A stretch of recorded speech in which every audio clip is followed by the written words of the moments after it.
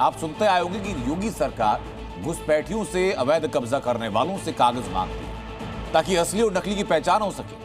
लेकिन पहली बार ऐसा हुआ कि अवैध कब्जा करने वालों ने योगी सरकार से कागज मांगा। सही सुन रहे हैं आप।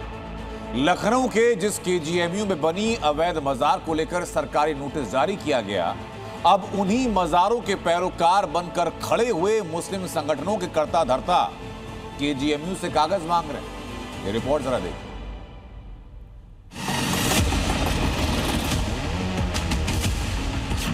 मैं तो इन्हें चैलेंज कर रहा हूं कि वो कार्रवाई करके दिखा दें, कार्रवाई करके दिखा दें।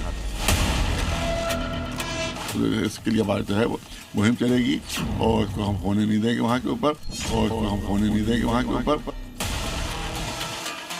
उत्तर प्रदेश अकेला राज्य है जिसने बुलडोजर की कार्रवाई को अक्सर सुप्रीम कोर्ट की गाइडलाइन के अनुसार अंजाम दिया है। बुलडोजर वहीं चलता है जहां अवैध कब्जा होता है, तय की गई गाइडलाइंस के मुताबिक ही चलता है। बावजूद इसके मियां भाई को बुरा लगता है। अब केजीएमयू परिसर में बनी मजारों को ही ले ले। परिसर में बनी 6 मजारों को अवैध बताते हुए नोटिस जारी किया गया है, यानी इन पर बुलडोजर चलने वाला है। अब मियां भाई इस पर भड़के हुए हैं। वो कागज दिखाएं, हमसे कागज ना मंगाएं। हमारा 700 साल पुराना का यानी कि वहाँ का इतिहास है, उनका 120 साल पुराना इतिहास है। वो भी हमारे अजदाद ने उस जमीन को दान दिया है, उनका कोई कंट्रीब्यूशन नहीं है। और आज जिनका कोई कंट्रीब्यूशन नहीं है वो काबिज होके इस शहर के माहौल को खराब करके हमसे सवाल पूछ रहे हैं। केजीएमयू में बनी मजारों के मामले को पहले समझ लीजिए। केजीएमयू परिसर में 8 मजारें बनी हुई हैं। इनमें से 6 को अवैध बताकर नोटिस दिया गया है। शाहमीना की मजार और हरमैन शाह की दरगाह को नोटिस नहीं दिया गया है, बाकी 6 को हटाने के लिए कह दिया गया है। अब मुस्लिम संगठन इसे धार्मिक और कानूनी अधिकारों से जुड़े मामले में सरकार की दखलंदाजी करार दे रहे हैं। यही नहीं, मियां भाई तो धमकी पर उतर आए हैं। इससे पहले लोगों में गुस्सा हो, इश्तियाल हो, मास मूवमेंट में ये तब्दील हो और हम कोई ऐसी कोई कार्रवाई करें जिससे उनको भी अफसोस हो और हमको भी अफसोस हो, तो हम इसका कोई एमिकेबल सॉल्यूशन चाहते हैं। केजीएमयू ने 22 जनवरी को 6 मजारों को नोटिस देकर 15 दिनों में मजारों को ध्वस्त करने के लिए कहा था। नोटिस में कहा गया है कि नोटिस अवधि पूरी होने के बाद अगर प्रशासन ने इन मजारों को हटाया तो हटाने का सारा खर्च भी मजार संचालकों से ही वसूल किया जाएगा।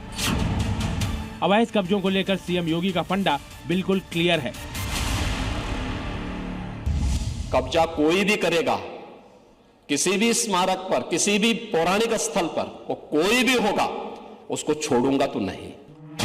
केजीएमयू परिसर में बनी अवैध मजारों को लेकर प्रशासन सीएम योगी की खींची लकीर पर ही काम कर रहा है, लेकिन मियां भाई को बुरा लग रहा है। कोई धमकी दे रहा है तो कोई कह रहा है कि वहां मंदिर भी बने हुए हैं, पहले उन्हें तोड़ो फिर मजारों की बात करना। मजारों ही तो उनकी दुश्मनी है खाली, बस जो दूसरे धर्मस्थल वहां पर बनाए गए कितने बन गए अभी देखते देखते बन गए वहां के, पर उनको क्यों नहीं हटाया जा रहा हो? वो क्यों नहीं उस पर एतराज क्यों नहीं कर रहे हो? तो सवाल यही है, इसका मतलब है कि आप धार्मिक उन्माद पैदा करना चाहते हो। केजीएमयू परिसर में बनी मजारों को लेकर मुस्लिम धर्मगुरु और मौलानाओं के बयान को लेकर हमने हिंदू और मुस्लिम समुदाय से भी बात की। उनका क्या कहना है वो भी सुन लीजिए। मैं सरकार से मांग करता हूं और वो जो है मौलाना साहब से भी मांग करता हूं कि थोड़ा संयम बरत के और दिमाग से और इंसानियत से काम ले, जिसमें हिंदू मुसलमान में अगर गलत तरीका से बना है तो उसको तोड़ना चाहिए। अवैध तरीका अगर अवैध बना है तो उसको तो बर्दाश्त नहीं होगा भैया, उसको तोड़ा जाएगा। जब हिंदुओं के साथ इस तरह से हुआ है तो गलत तरीका से हुआ तो उनको भी तोड़ना चाहिए। केजीएमयू परिसर में बनी अवैध मजारों को लेकर नोटिस जारी हुए 10 दिन बीत चुके हैं। 5 दिनों का वक्त और भाईजान के पास बचा है। उसके बाद बुलडोजर यहाँ कभी भी धमक सकता है। लेकिन भाईजान है कि अभी भी मजारों को बचाने की जिद पर अड़े हुए हैं। कभी मजारों के 600 साल पुराने होने का दावा करते हैं तो कभी धमकी वाला दांव आजमाते हैं। लेकिन वो शायद ये भूल रहे हैं कि ये उत्तर प्रदेश है, यहाँ गलत करने वालों की धमकियां नहीं चलती, बल्कि बुलडोजर चलता है और वो चल कर रहेगा। कोई भी उसे रोक नहीं सकता। ब्यूरो रिपोर्ट, जी मीडिया। योगी के लिए उनका वचन ही साधना है। वो जो एक प्रण एक बार लेते हैं, पीछे मुड़कर नहीं देखते। यूपी के सीएम की गद्दी संभालते ही योगी ने बेटियों की सुरक्षा को सर्वप्रथम रखने का संदेश दिया। बावजूद इसके कई मियां भाई जिनको बात समझ नहीं आई, योगी को कई मौकों पर संतुष्ट देने के बावजूद हिंदू बेटियों को टारगेट कर रहे हैं। इसलिए योगी का हंटर हर दिशा से उन पर लगातार हमला कर रहा है।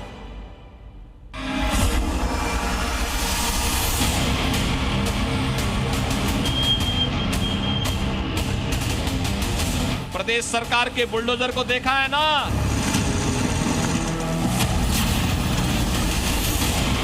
अगर कोई बेटी और व्यापारी की सुरक्षा में खतरा पैदा करेगा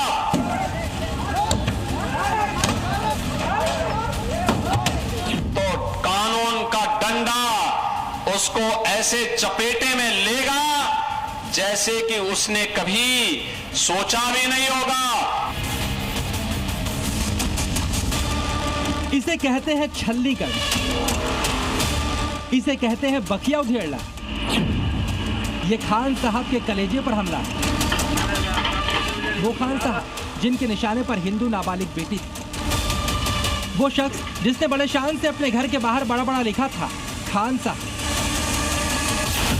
लेकिन इस खान साहब के घर के आगे योगी का बुलडोजर क्यों चल रहा है, सुनेंगे तो आप भी कहेंगे सही हो रहा है।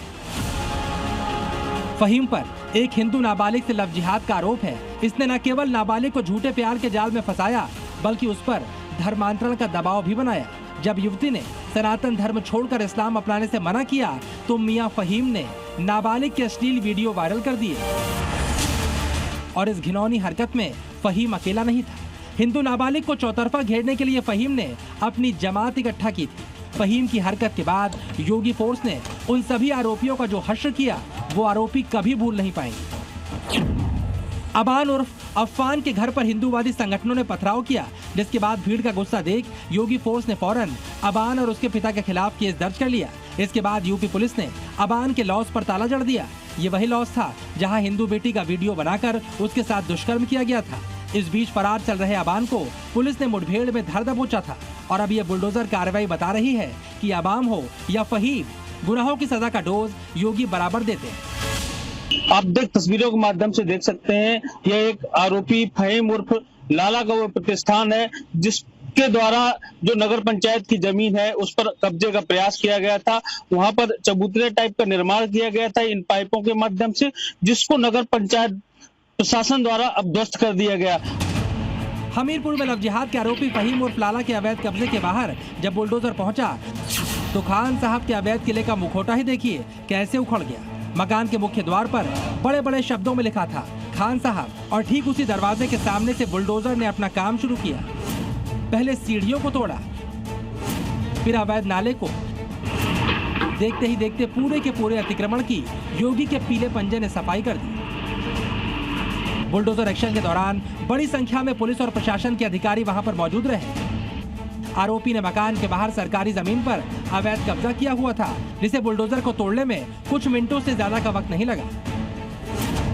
साफ है, फहीम ने धर्म का धंधा किया तो बुलडोजर ने उसे ठंडा कर दिया। तो हमारी मांग है कि कम से कम जो वादे किए थे प्रशासन ने और सरकार ने, उन वादों पे खरा उतरना चाहिए और अपनी कार्रवाई सख्त से सख्त करनी चाहिए। नाले का अतिक्रमण था उसको सिर्फ हटाया गया, अभी तक बाकी कोई कार्रवाई नहीं की गई। हमारी मांग वही है कि बुलडोजर की मांग हम लोगों ने पहले भी की थी और आज भी हम लोग बुलडोजर की मांग कर रहे हैं। जब तक बुलडोजर चलेगा नहीं तब तक हम लोग शांत बैठेंगे नहीं।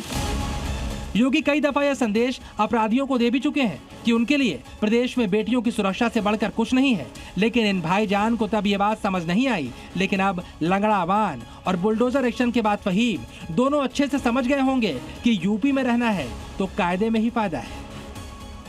आने वाले समय में उसकी 7 पीढ़ियां याद करेंगी कि कानून के साथ खिलवाड़ करने और किसी गरीब को परेशान करने की कीमत क्या होती है। ब्यूरो रिपोर्ट, जी मीडिया। आज यूपी के 2 शहरों के नाम और 2 गांवों के नाम बदले गए। इस शहर में मुस्लिम नाम बदलने की मांग को लेकर ग्रामीणों ने प्रदर्शन किया। हरदोई, फिरोजाबाद और सहारनपुर के ही गांव नहीं, यूपी के कई गांवों के लोग नाम बदलने की मुहिम चला रहे हैं। ग्रामीणों का तर्क यह है कि किसी मुस्लिम शासक के नाम पर उनके गांव का नाम क्यों, किसी राष्ट्र नायक के नाम पर क्यों नहीं, जैसे शिवाजी, संभाजी, सियारामपुर, लक्ष्मणपुर, विष्णुपुर।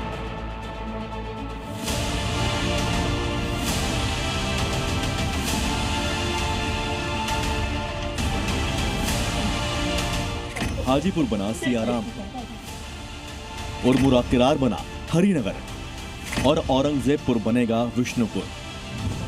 इस सूनी सड़क के किनारे घरों में आज खीर पक रही है। गांव की चौपाल पर मिठाइयां बंट रही हैं। गांव वाले कह रहे हैं कि असली आजादी तो आज मिली है योगी राज में। गांव की सनातनी मिट्टी पर मुगलों ने सांस्कृतिक गुलामी की जो मोहर लगाई थी, आज गांव उससे आजाद हो गया। ये मुख्यमंत्री योगी आदित्यनाथ के उन सपनों के साकार होने का प्रमाण है जिसमें वो कहते हैं ये देश मुगलों का नहीं, सनातनियों का है। सनातन धर्म के कारण ही हमारा वजूद है, हमारा अस्तित्व है। हम सब कुछ स्वीकार करेंगे, लेकिन अपने देश और अपने धर्म के खिलाफ कुछ भी स्वीकार नहीं करेंगे। ये हमारा संकल्प होना चाहिए। हरदोई के हाजीपुर गांव में आज जो जश्न है, उसकी नींव पिछले साल खुद ग्राम सभा ने डाली थी। आज गांव की पंचायत से सर्वसम्मति से गांव का नाम बदलकर हाजीपुर से सियारामपुर रखने का प्रस्ताव पास हुआ और अब आज प्रशासनिक फाइलों में हाजीपुर का अस्तित्व मिट चुका है। वहां सियारामपुर दर्ज हो गया है। वहाँ एक भी मुस्लिम परिवार नहीं है। इसी वजह से सभी का कहना था कि इसका नाम सियारामपुर हो तो ज्यादा अच्छा रहेगा। कोई आपत्ति नहीं हरदोई के मुस्लिम समुदाय को, क्योंकि गांव की डेमोग्राफी बताती है कि इस गांव की 1150 की आबादी है, जिसमें 209 परिवार रहते हैं, लेकिन एक भी घर मुसलमानों का नहीं है।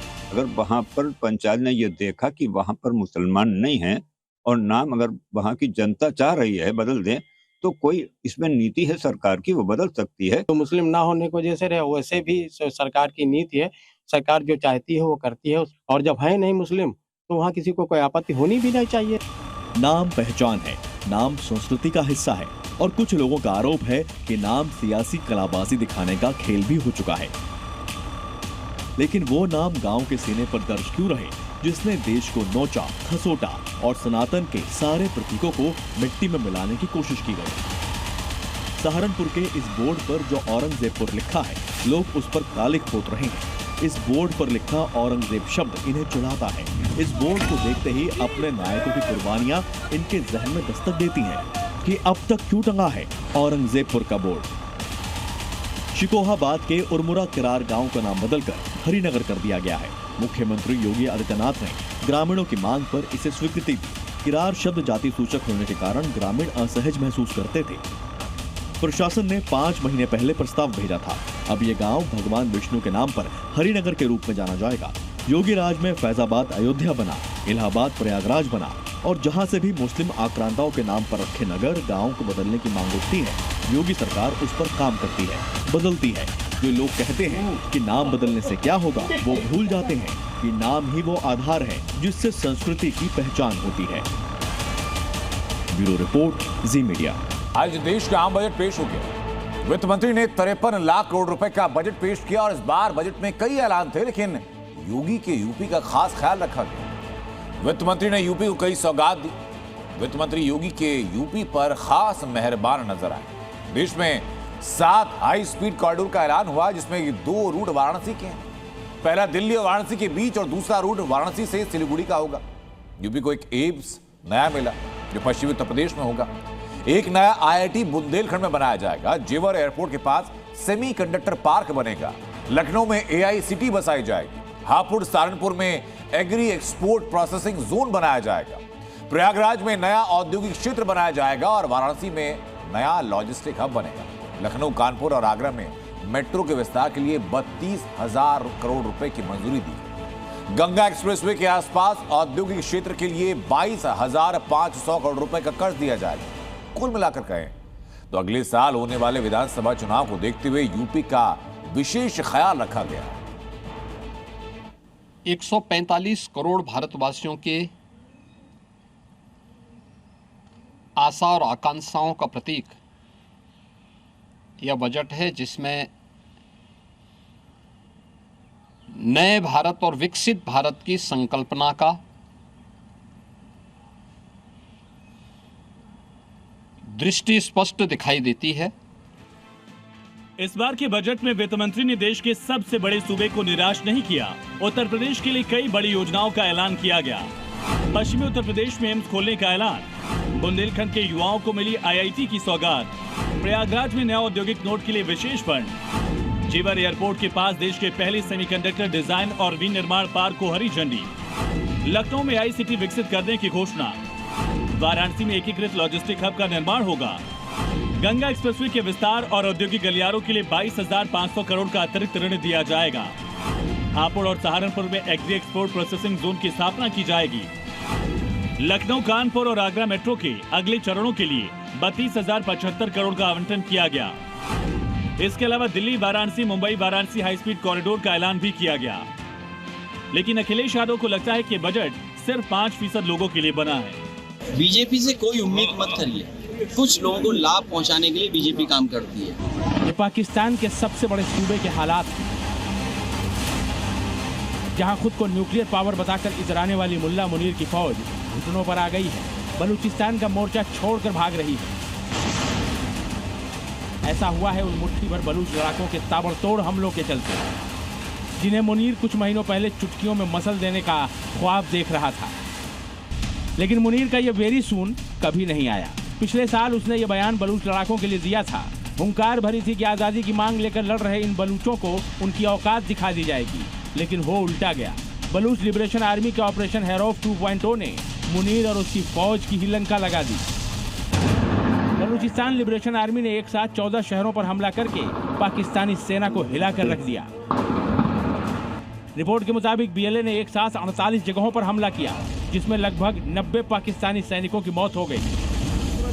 कई जगहों पर सुरक्षा कर्मियों के चौकियां छोड़कर भागने की खबरें हैं। इस बीच बलूचिस्तान के मुख्यमंत्री सरफराज बुख्ती इन हमलों के बाद कैमरे पर रोते हुए देखे गए, जो बताता है कि BLA का हमला कितना खौफनाक और घातक था।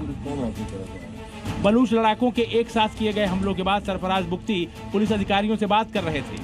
वीडियो में वो हमलों का बदला लेने की कसम खाते खाते भावुक हो गए। उनकी आंखों में आंसू आ गए। उन्हें साफ तौर पर आंसू पोंछते देखा जा सकता है। BLA के हमलों को बीते दशकों में सबसे घातक हमला बताया जा रहा है।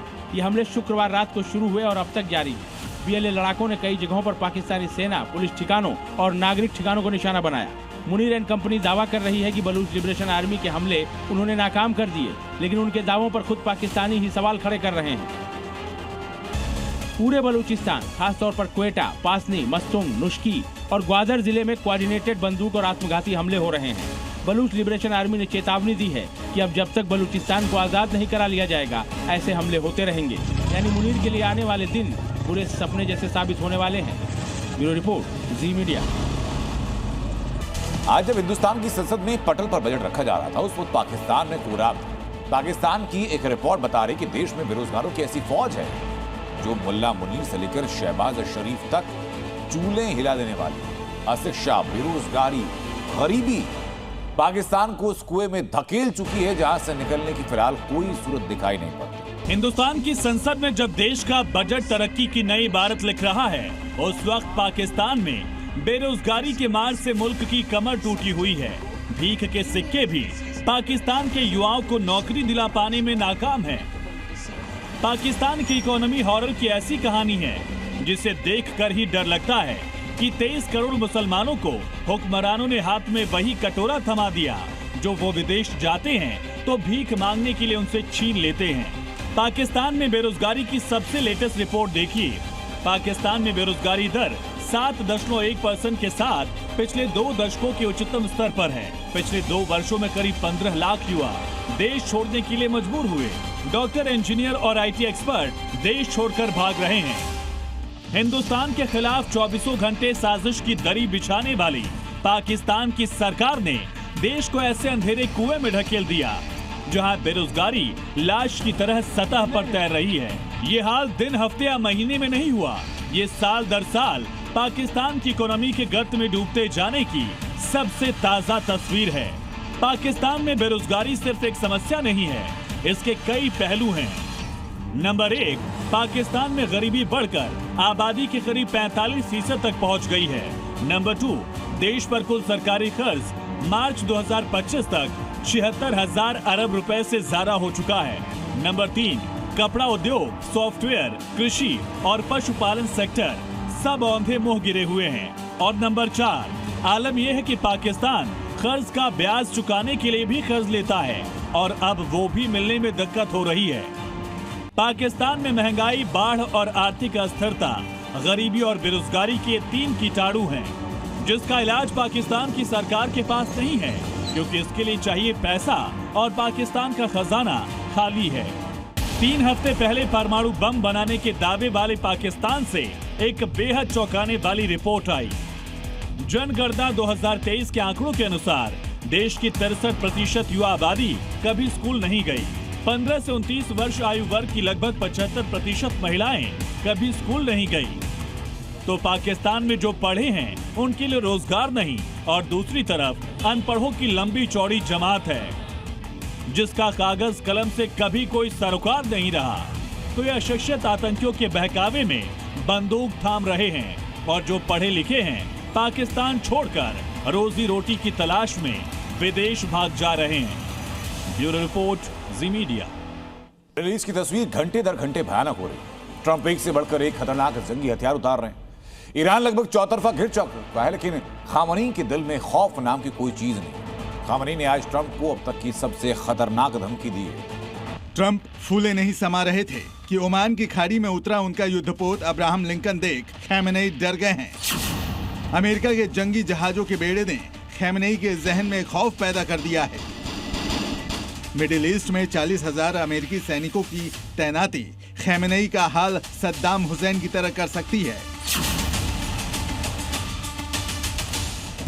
ट्रंप दावा कर रहे थे कि खैमनेई अपनी जान बचाने के लिए बंकर में जा बैठे हैं, लेकिन आज अमेरिका की ये सारी हवाई थ्योरी अपनी मौत मरती नजर आ रही है।